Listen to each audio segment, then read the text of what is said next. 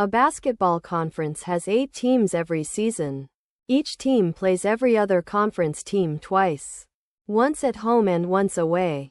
Each team also plays 4 games against non-conference opponents. What is the total number of games in a season involving conference teams? The choices are 60, 88, 96, 144, and 160. You can pause here and solve the problem before seeing the solution.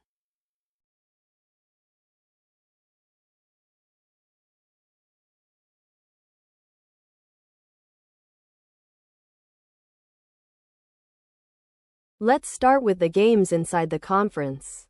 Here are the 8 teams every pair of teams plays each other.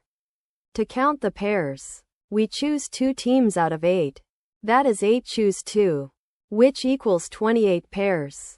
But each pair plays twice. Once at home and once away.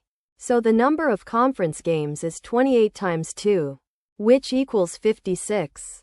Now the non-conference games. Each of the 8 teams plays 4 games against outside opponents. That is 8 times 4, which equals 32 games. Each of these games involves exactly 1 conference team. So we count each one just once. Finally, add the 2 counts together. 56 conference games plus 32 non-conference games equals 88. So the total number of games involving conference teams is 88. Choice B.